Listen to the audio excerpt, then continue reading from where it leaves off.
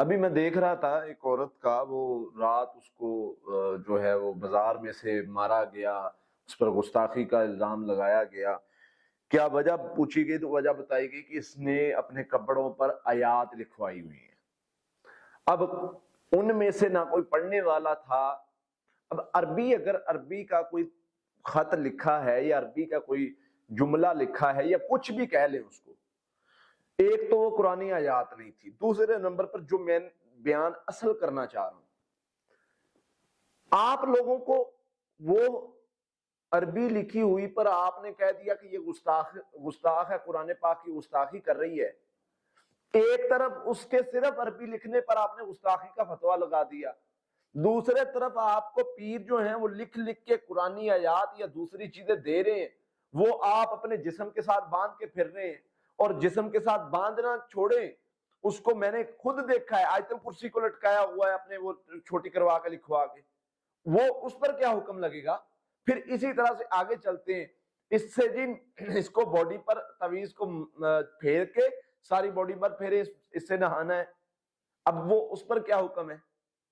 اس کو جلانا ہے باڈی پر پھیر کے، اس پر کیا حکم ہے؟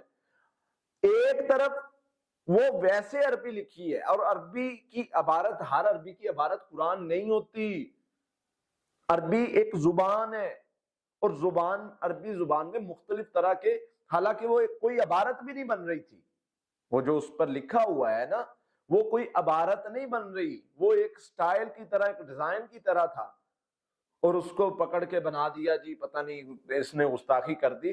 اللہ کے بندو، وہ چیزیں سوچو جہاں پر آپ غلطی کر رہے ہو، کہ قرآن پاک کو لکھ کے اپنے کوئی سینے پر باندھ رہا ہے، کوئی بازو پر، کوئی پیٹ پر باندھ رہا ہے، اور ویسے ہی آپ واش روم جا رہے ہو، ویسے ہی پاک ہو ناپاک ہو کسی کو کوئی خبر نہیں، اور جہاں پر ہمارا ایمان، جتنے وہاں پر نعرے لگانے والے تھے، میں دعوے کے ساتھ کہہ سکتا ہوں ان میں سے بہت زیادہ لوگ ایسے تھے جو سنت، خلاف سنت نہیں، اللہ کے نبی صلی اللہ علیہ وسلم کے حکم کے خلاف چلنے والے تھے۔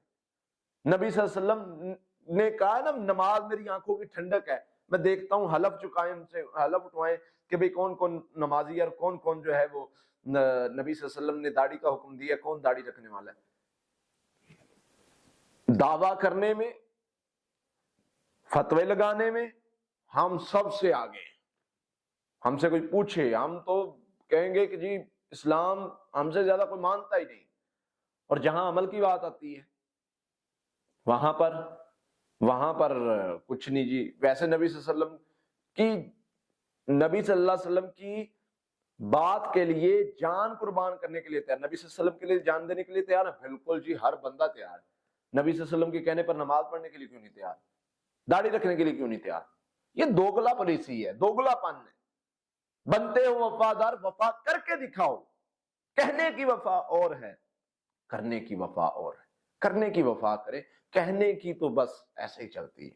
اللہ اور اس کے رسول کے ساتھ وفا نبھائیں جیسے کہا گیا ہے، ایسے ان معاملات میں نہ پڑے، خود کو بھی ذمہ دار نہ، خود کو بھی وہ اس چیز میں نہ ڈالیں، اور خود بھی تنگ نہ ہوں اور لوگوں کو بھی تنگ نہ کریں۔ اللہ تعالی ہمیں اس طرح کے شر سے محفوظ فرمائے۔